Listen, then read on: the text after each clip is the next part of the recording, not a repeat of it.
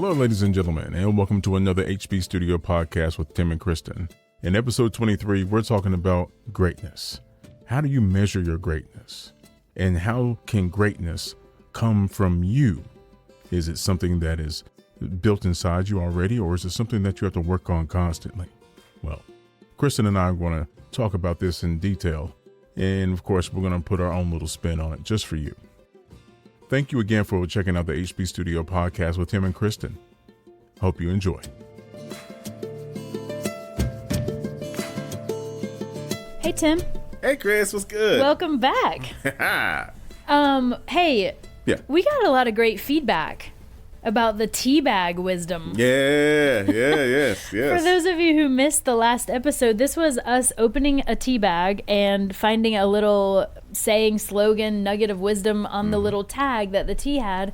And then we just started talking about it. Yeah. We didn't have time to plan or prepare. And I think it ended up leading to some just good thoughts and maybe some sage wisdom. I don't know. I think so. I think people can take some instruction from that and run with it. So I thought we'd try again. Sure. Yeah? We're here to help folks. All right, here we go. Tea. Help us help you. Here we go. Yeah, tea bag. Opened up. Let's see. Ready? Okay. It says, greatness is measured by your gifts, not your possessions. Whoa. Man, who's making this tea? This is yogi tea. That's good stuff. I know. Wow. Say that one more time. So, yogi tea, thank you very much. It says, greatness is measured by your gifts, not your possessions. So, all right, I'm going to put you on the spot first. Oh, no. When you hear that, where does your head go? What do you think about? Are you thinking about yourself or somebody else? Well, I mean, I have to start with myself. Because it is all about you. It is all about me. Obviously. My wife says the same thing. So. Who wouldn't? Hope your mom's not listening. Yeah. Hey, Mom. She's going to hear this one. No, I'm joking. This collides with confidence, in my opinion. When I started voiceover, I didn't have a lot of confidence in what I was doing because I didn't know what the heck I was doing. I know people, you have a great voice, but when I started getting coaching, it's like, whoa, that voice has nothing to do with this, right? It's actually strategic in a way. So I didn't necessarily realize what I could bring to the table until I realized my greatness. Interesting. You know what I'm saying? So, and it wasn't the microphone. It wasn't the space. It wasn't the cool gear and all that stuff.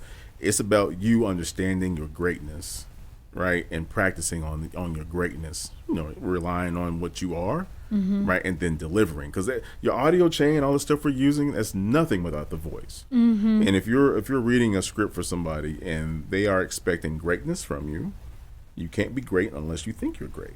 Right, you can't be great unless you practice at being great. Right, so that was more important to me. Well, actually, it became more important to me than my possessions, like the cool microphones and all. Because I got caught up just like most voiceover talents do. You'll get your Sennheiser 416, which is a microphone. It's like $1,000 microphone. I've never purchased one of those. I still use it to this day, so it's done well. It's a really good microphone. Don't get me wrong; it's a great investment. But I really didn't need that at the time. I wasn't generating revenue like that. So I went all in on gear. But it's funny. The practicing and the coaching is far more relevant than the gear. But yeah, I spent money on that. Got my interface. Got a laptop, designed just for voiceover. But that wasn't the possessions. That wasn't it. Nah. I've heard a couple times you can't buy a game of golf. There it is. You know? Yeah, for sure. You can buy the clubs, you can buy the balls, you can buy everything associated with golf, and Lord knows there are so many opportunities to spend your inheritance on your game of golf. It's not a cheap sport, folks. No, but unless you have a gift, which you of course practice and get better. It's not about that. It's not about just his natural talent. Right. But it does start somewhere. Maybe it's the gift of a good voice. Maybe it's the gift of being able to hold your body in a way that is conducive for athleticism, you know, and then you just practice. And like you said, you've taken your career to a next step because of a gift, but it had to start with a gift. It didn't start with the possessions. I think that's great. Awesome. Yeah, exactly. And, you know, you work with clients in the fitness world too. Yes. You know, they come in thinking that, you know, exercise is one thing. Oh, I need this. I need a long bar. I need to put a lot of weight on my back and this, that, and the third. Nah. You need to warm up. You need to stretch to prevent injuries, and then you need to work your way up, and so you can do those power lifts. So you can do these things. Nobody goes in there and just starts cleaning at 225, right? Doesn't matter how strong you are. You need to have the other things. Exactly. Well, have you heard of the blue zones? Blue zones. Yeah. So there are blue zones in the United States, or actually, I think it's in the world. I think it's global. I know it's global. Cool. Where these blue zones are considered areas, places where longevity is prevalent.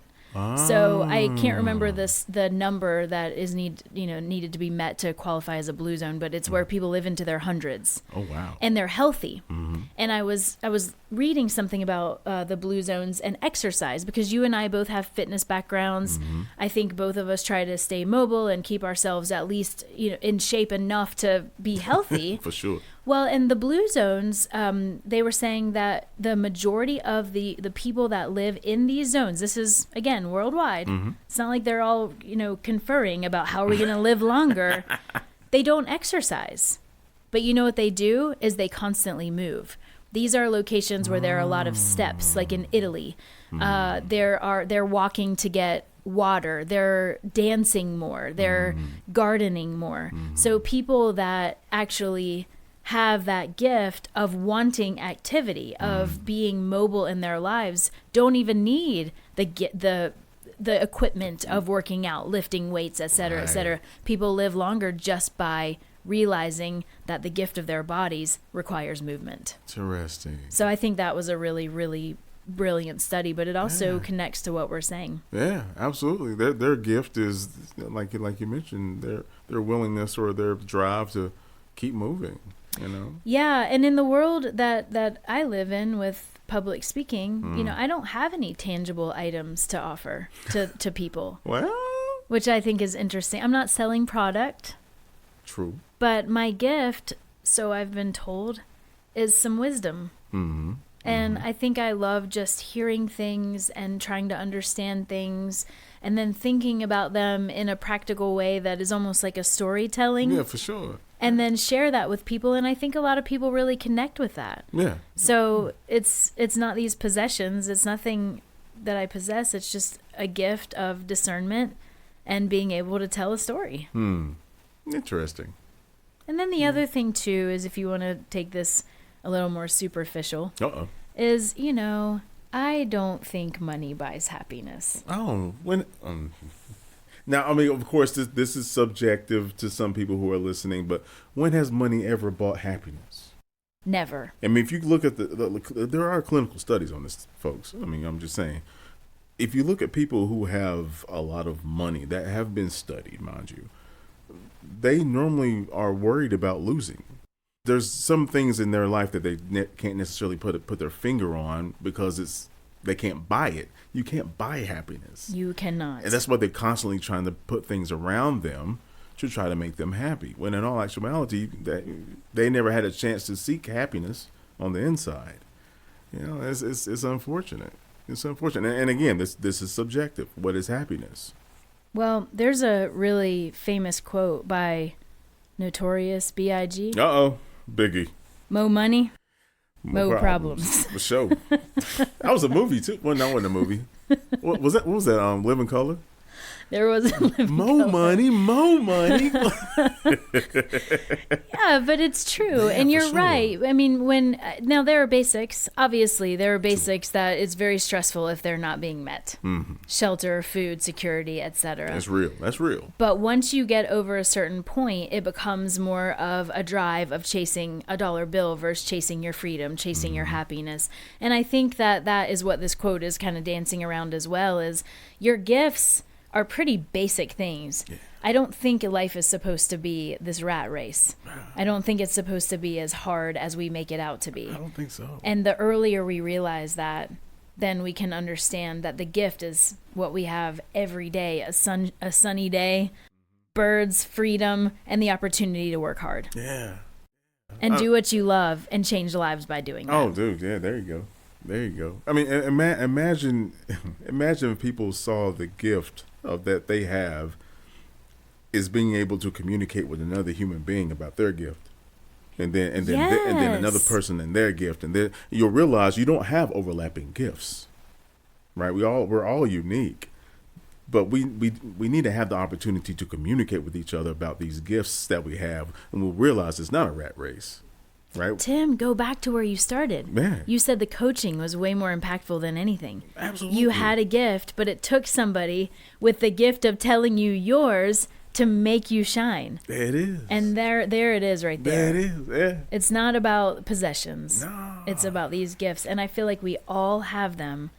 And it's really, really, really great when you can realize them. Absolutely. That's where we shine out to the world. That's where we shine. Let's That's go where we shine.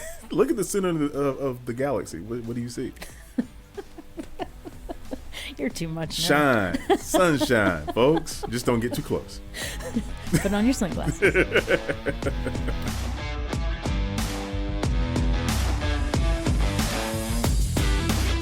The HB Studio Podcast is brought to you by the historic Roy Hill in Clemens, North Carolina. The opinions and thoughts presented on this podcast are that of Kristin, Tim, and their guests alone. Our goal is to bring positive motivation through real-life experiences and training as business professionals. Thank you for listening.